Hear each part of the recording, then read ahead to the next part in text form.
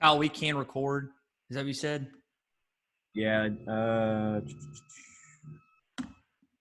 I got you, Ty. You got Thanks, permission. man. Appreciate Yep. Okay.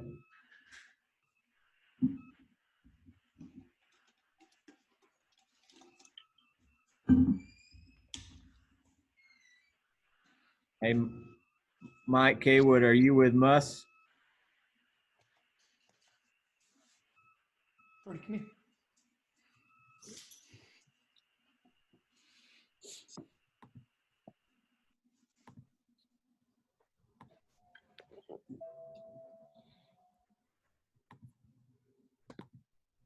Am I on mute? What's up, Kyle? Hey, Muss, how are you? Good. It's good to see everybody's faces. Hey, Eric, how you doing? Good, good. How you doing? So what is that you're pushing today on your T-shirt? Yeah, let me move that thing just for you, Bob. Okay. Little rock and protein, man. Shamrock Farms. Okay. God knows I could use some rock and protein. All right, we'll do this like we did with our calls. I'm going to go ahead and mute everybody, and then work my way around the room. And if I can see you with video and you have a question, give me a wave. All right. I'm going to unmute Muss and we'll get going. Muss, do you want to make a statement about the series with Oklahoma? Yeah, no, I think it's a great series for a multitude of reasons. One, obviously, geographically, it makes a ton of sense. Makes great sense from a recruiting standpoint. Strength of schedule. Playing a Big 12 team in a neutral site is great. And again, I just think from a travel standpoint, it's good for our student athletes. Because it's so close to Tulsa, and it's also great for our fan base as well.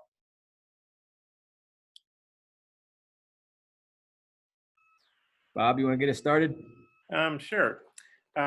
Eric, I know you worked for Lon Kruger at Atlanta. Did you guys have a prior relationship, or what's the backstory on you going to work with him in Atlanta, and how was that for you? Yeah, I loved working for Coach Kruger. I mean, he's forget all the basketball stuff. He's just a really, really great human being. Yeah, I mean, I didn't really know him before working, with him with the Hawks, and now he's actually become, close with my wife Danielle because of the Coaches versus Cancer stuff and her involvement in that, and his involvement in that. But at the Nike retreat stuff that the coaches have, he and his wife, I've known him for so long. And actually when Kevin, his son, was in high school, we used to play one-on-one even before and after practices. So great family. And he had called about this thing early on, and then Hunter got in AD and so on and so forth. But the idea, was originated really with Coach Kruger. And then as far as him hiring you in Atlanta, how did that work? Did he reach out to you, or did you reach out to him, or how'd that work? Yeah, no, he had reached out. I was in Orlando on Doc Rivers' staff, and I had known the GM. Pete Babcock had been with the San Diego Clippers, and Pete's brother had coached me at San Diego, so there was a connection with their GM, and I think that maybe Pete Babcock had given my name to Lon, and then Lon had a pool of people that he was going to call and talk to, and I happened to be one of them, and it was a great move for me. I was behind the bench in Orlando, and that got me on the bench. So it was a great, time with him, and obviously that led to the Golden State head job, and his recommendation with Golden State carried a ton of weight. How would you describe your relationship now, and how do you feel about playing somebody you've worked with and have a relationship with? I mean, that's kind of why I just wanted Hunter to get involved in it, because I wasn't, at first, because we're friends and, I didn't really know how to feel about it. But the more we looked at, their net rankings over the last 10 years and knowing the type of teams that he has, I mean, they're hard to beat because they're well coached and they have talent. So, but it's a great game for us. And you look at last year's strength of schedule, I think it was 12th in the country, our non-conference schedule. So, certainly this is a huge game for us and for Oklahoma as well. In Arkansas, I know you've played a lot of home and home. Why did you guys decide to make this a neutral site game instead of a home and home? Yeah, I just think geographically for both, for them and for us, it makes a lot of sense. And it really never really got to a home and home. I think that this was kind of a, because we are friends, I think this probably made a little bit more sense. Okay, I got a few more, but I'll give it back to Kyle and rotate around a little bit. Thanks, Bob. Nathan Thompson. Well, I guess first of all, obviously Tulsa is in Oklahoma. You're playing OU, but with the proximity, how do you expect the home court advantage to play out for you guys? I mean, I don't really know. I would think that our fans will, I think the thought process with our administration and with our coaching staff and stuff, we would hope to have a great, turnout there. Obviously, Oklahoma will have a tremendous turnout. But I think it's really good for both programs. I really do. And I know that our fans travel really well, and that should be a natural, place. Tulsa should be easy for our fans to get to. How much experience do you have with Tulsa and the OK Center specifically? Not much. My experience in Tulsa was in the old CBA, so there wasn't a lot of fans then, I can tell you that. Do you think this would have happened, this series would have happened if it wasn't for your relationship with Coach Kruger and, of course, Coach Crutchfield also with his relationship? Yeah, I mean, really, Coach Crutch didn't, he didn't really – I mean, he found out about it yesterday, actually. He was in the office, and we were talking about having this, that was the first time Crutch had found out about it. So, no, I think it was Coach Kruger's idea.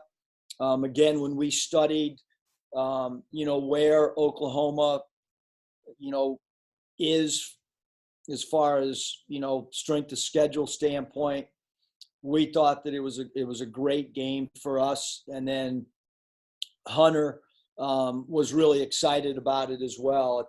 I think from an administration standpoint, they thought it really made a lot of sense. And I know both administrations, went to Tulsa and had a meeting there, and that's kind of how it came about. And then my last question, there are a lot of Arkansas graduates who live in Tulsa. Is there any part of this series that's kind of an outreach to a fan base here? Yeah, I don't think there's any doubt that I'm sure there'll be, some alumni function and so forth that'll take place before the game. I'm sure that'll be in the works. And again, I think any time that you can be in an area that you kind of recruit and you want to have your footprint in, this makes a ton of sense for both Oklahoma and for us. All right, I appreciate it. That's all I have. Thanks, Nathan. Kevin? Yeah, you had the 3 non-conference road games last season. You inherited that. But you commented about the fan turnout in North Little Rock and the proximity to Tulsa, maybe playing twice there. Are you looking to schedule more of these kind of regional games, not only to help recruiting, but give you a chance to get a quad 1 or 2 win close to home where it's like a home environment?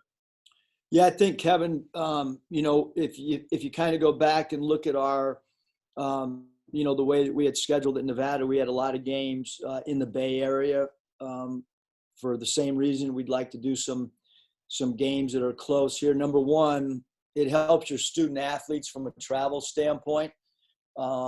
It helps your student athletes as far as, we're going to have a lot of parents be able to go to this particular game.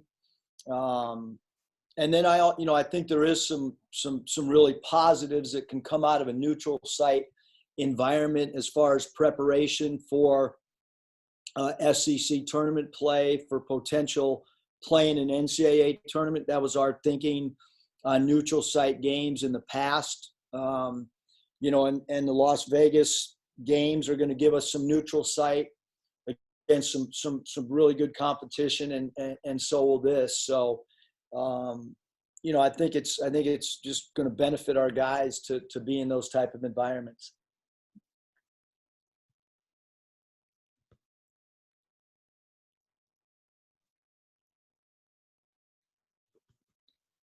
Kevin may have froze on us. Kevin, you frozen? I can hear you guys, but my screen went blank. You have you any hear more me? questions? Yeah. No, that's good. I'm trying to get back into the meeting here. Okay. Scotty?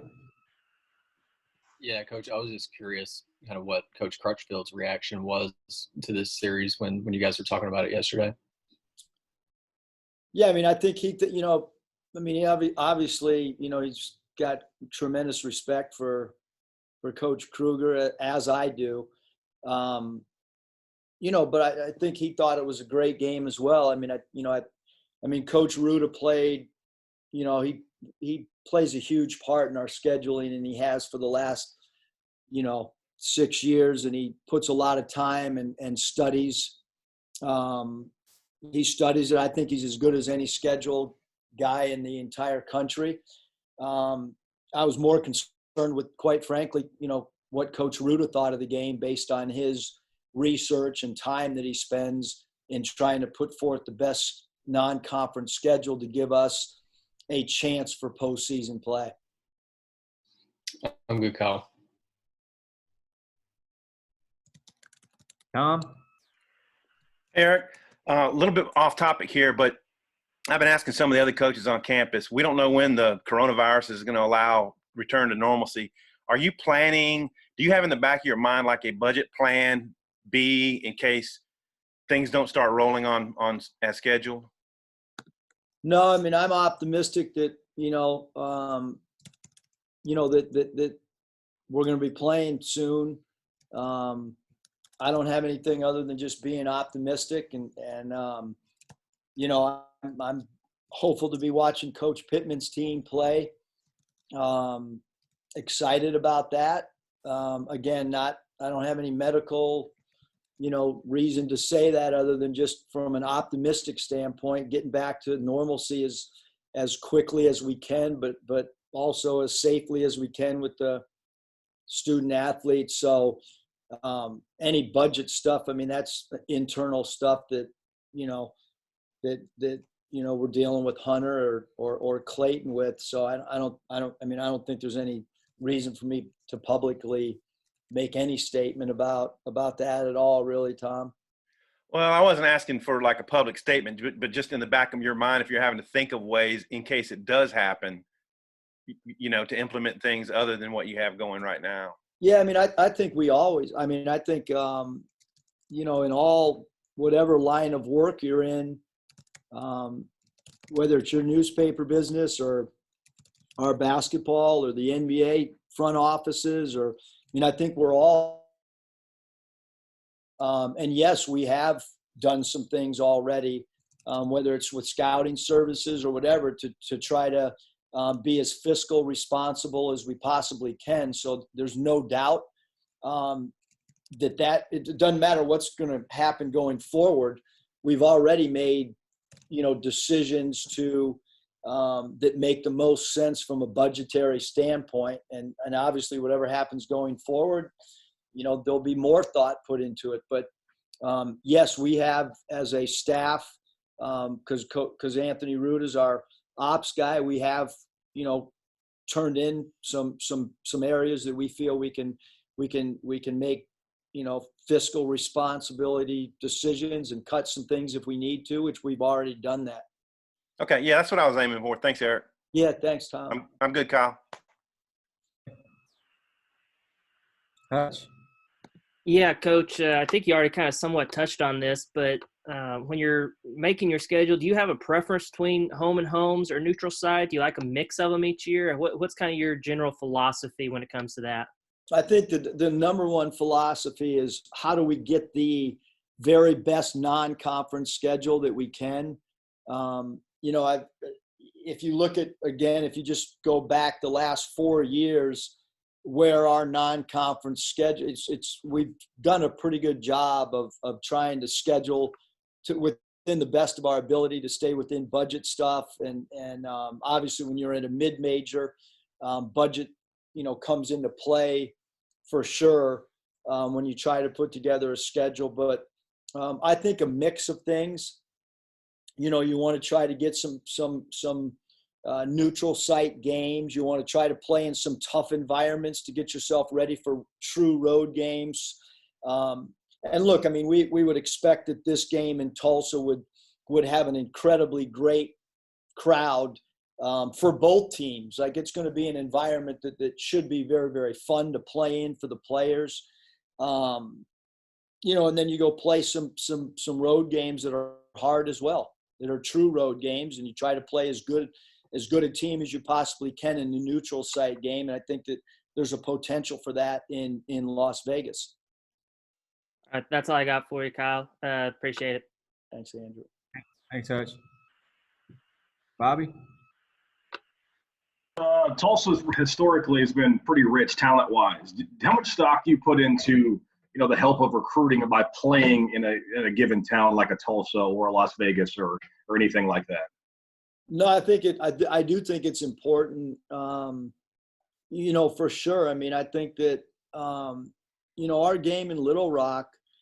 I've only been a part of one of them, and I think that game last year helped us a lot in recruiting. I really do. And certainly, we got 2 games in Tulsa next year, and so obviously it's important for us as a program. We would feel if we're playing 2 games there out of your 30 that there is importance to it for sure. Thanks. That's what I got. Thanks, Bobby. Trey, do you have anything? I'm good, Kyle. Thank you. Sarah?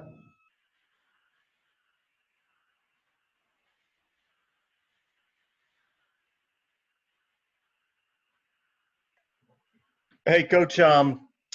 Just first time we've talked to you since Mason Jones' decision, I guess, sort of cementing, him not coming back. Just your thoughts on that, and then any update on Isaiah Joe? Yeah, no update on Isaiah. I mean, he's going through the process, and as far as Mason goes, like I've kind of said all along, we support him.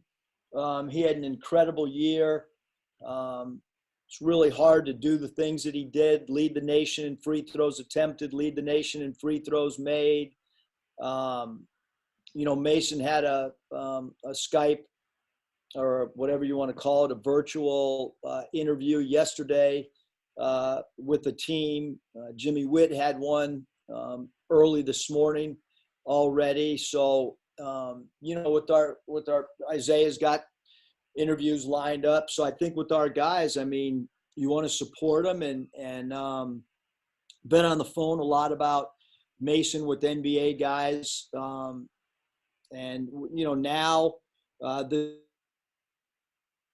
in that draft, we just hope that, that he positions himself to in front of the NBA teams to put himself in the best position to potentially be a draft pick and to live out his lifetime goals.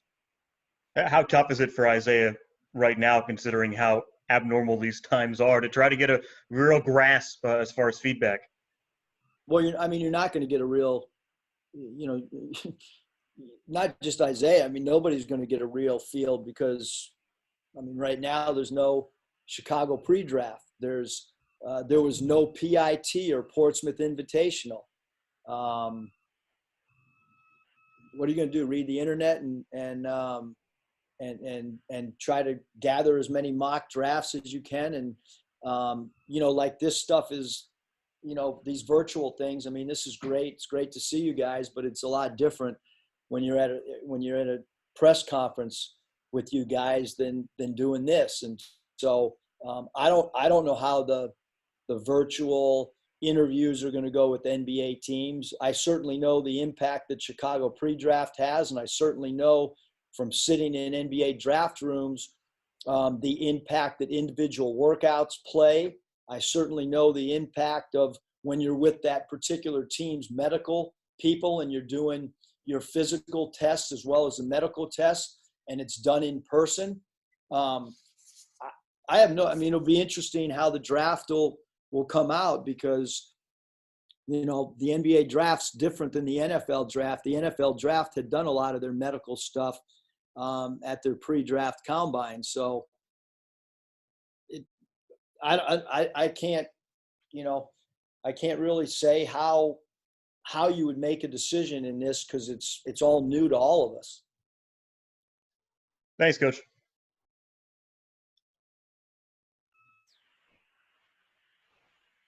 Todd, do you have any? Yeah, I got one.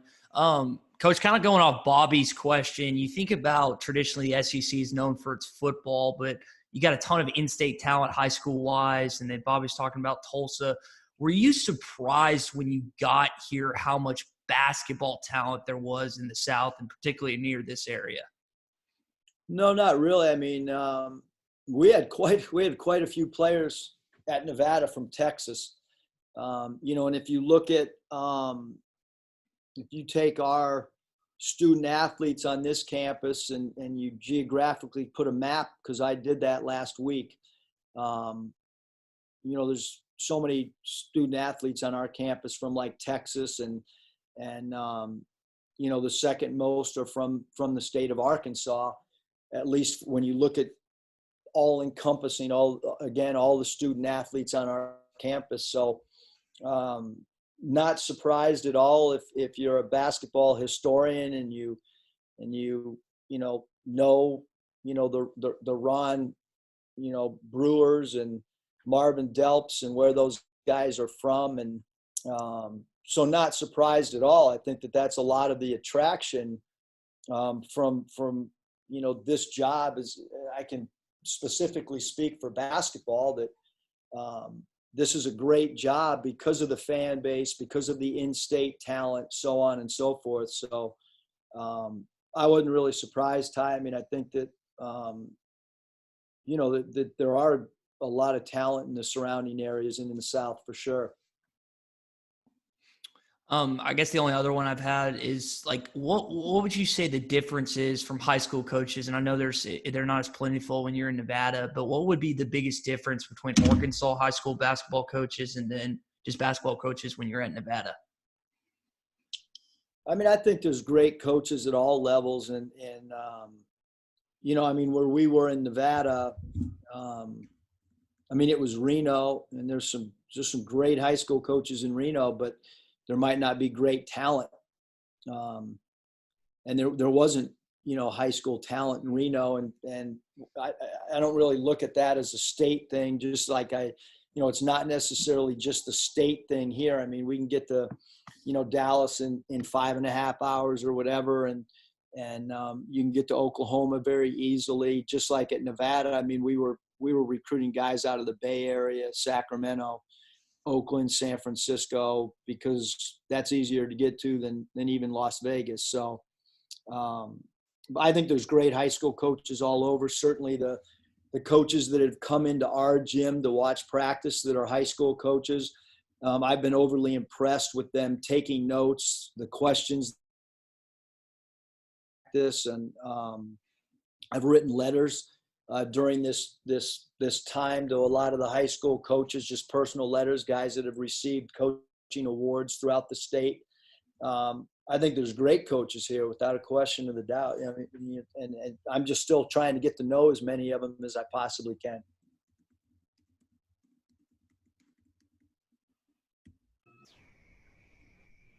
Bob, did you have a few more? Yeah, yeah. Hey, Eric, I apologize for not knowing this better, but you said at Orlando you were behind the bench. Atlanta gave you a chance to get on the bench. What was the difference in your responsibilities at each of those places? And I guess Atlanta was a good promotion.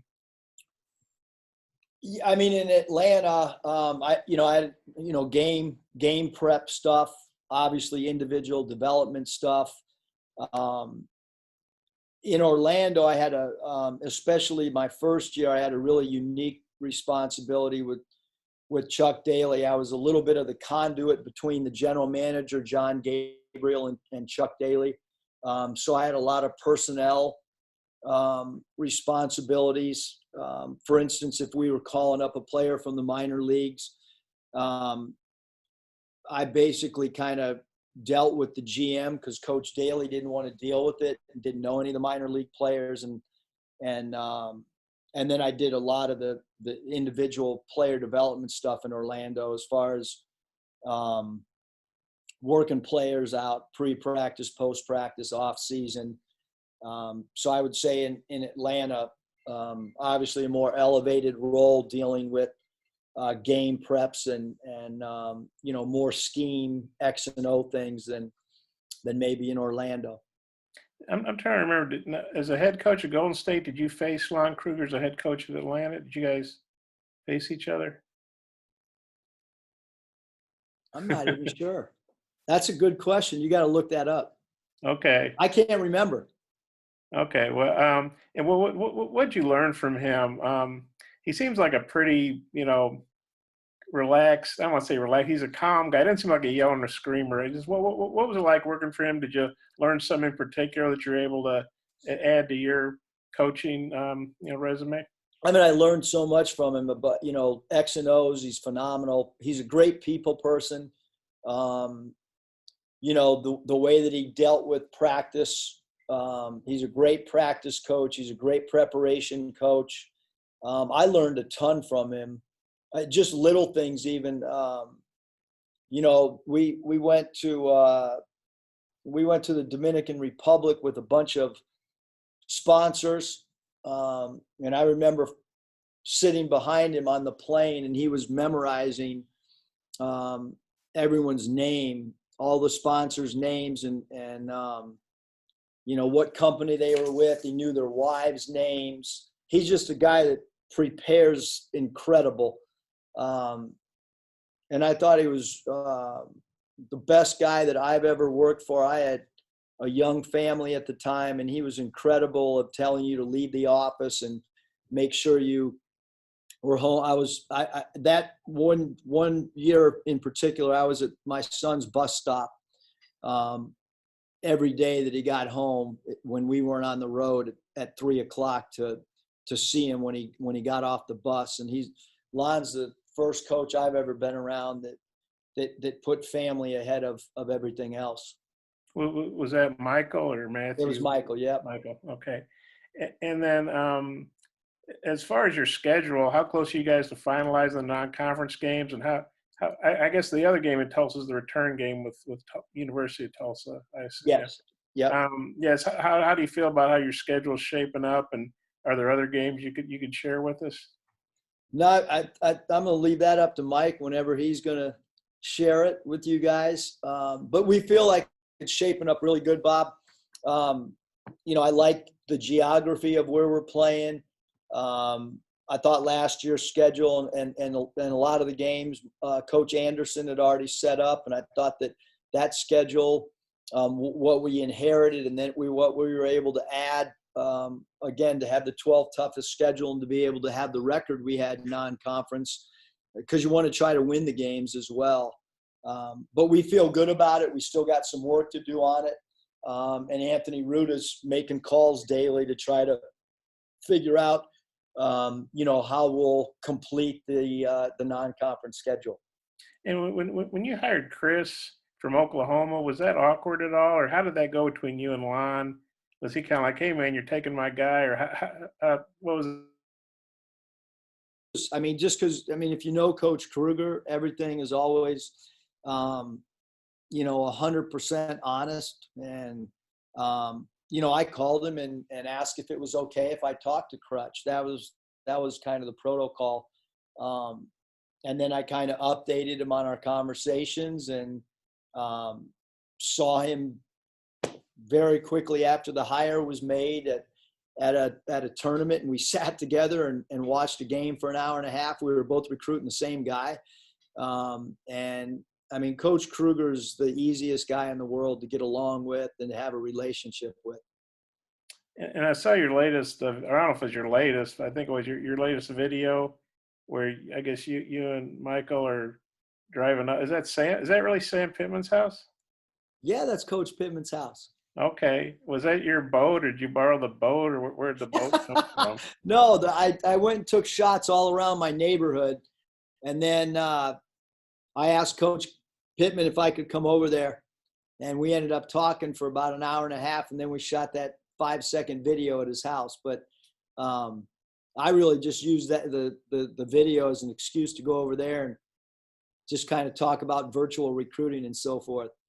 But whose boat was that? I was just curious. That was my neighbor that lives 5 houses away from me. Okay. You didn't seem like a boat guy to me. I don't know. Maybe you are. I'm a water guy, Bob. Yeah, you water skiing or something. You look like a fishing boat or something to me. So, okay, I think I'm good. Oh, hey, am I still on? Yeah. Okay. I didn't realize Tulsa had a CBA team. So was that when you were at Rapid City, or where were you, and what was that? Where'd you guys play in Tulsa? At the old Civic Center, I'm guessing, or? I think Steve Bontringer was the coach. I can't. When you spend 7 years in the minor leagues, I can't remember the cities or where we played. Might have been a fairground. I don't know. I have no idea. Okay, but the next season won't be your first. I think there was. Maybe there wasn't even a CBA team there. I don't know. Well, there probably was. I know Oklahoma City had one. Yeah, Henry Bibby coached them. Yeah. So, okay, well, that's cool. All right. Any more questions for Coach Musselman before we go? Yeah, I've got one. Coach, you've been complimentary of Coach Ruda, the way that he's made your schedules. Like, what makes him such a good schedule maker in your opinion? Scotty, work ethic, and then egoless. He loves to call other people. He shares ideas. I know that, like in the Mountain West, he was in direct contact constantly with the Mountain West office about how to schedule and wanted their feedback. And there's other people in the business that we have great respect for what they've done scheduling wise. And Ruda has reached out to those people and picked their brains. I know in the Mountain West, I can, and I haven't been here long enough at all, but I'm still a rookie in this league. But in the Mountain West, I mean, Ruda's template was what the league used. But he spends endless time on trying to put it together, and again, he tries to put the schedule together. It takes a lot of work. Like, you want to play somebody that's going to finish very high in their own league, and so you've got to put together depth charts. I mean, there's not many people that'll sit down and go through an entire conference and put together a depth chart to decide who you want to call. And so, I've never been around anybody that looks at the numbers and knows who's returning, knows who's sitting out on other rosters like he does. Appreciate that insight. Yeah, thanks, guys.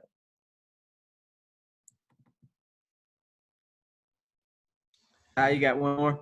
Yeah. Bobby, you're next. Coach, I know obviously recruiting is a big thing with you.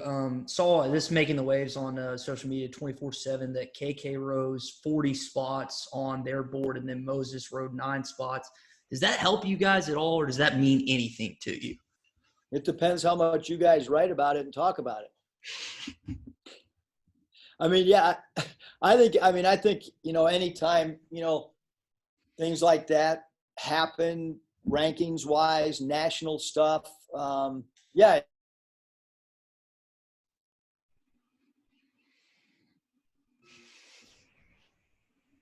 What's up, Bobby? Bob? This is not really a question. It's more of an answer to your question. They played at the Expo Square Pavilion in Tulsa, the Tulsa Fast Breakers. Bobby, thank you very much. Got and, it. and I think Steve Bontringer was the coach. Yeah, you got it. There you go. All Bob. right. What else do you need? Thanks, Frank. Eric, I assume you guys, with as good as you're supposed to be, are going to be in the SEC Big 12 Challenge again. Is that, do you know for sure you're going to be part of that? And I guess you won't be playing OU, but can you share anything about that? I have no idea, Bob. I really don't. I wish I could answer it, but I can't. So you're not sure you guys are going to be in it? I have no I don't I have no idea either way. Okay. Well, they'd be crazy not to have Arkansas in it, wouldn't they? I don't know. That's all I can say. Okay. And then, the SEC, you probably noticed they changed the supervisor of basketball officials. Mm-hmm. The SEC had a preponderance of fouls, much more than other leagues. What do you think about the change in supervisor officials, and what kind of impact can that have?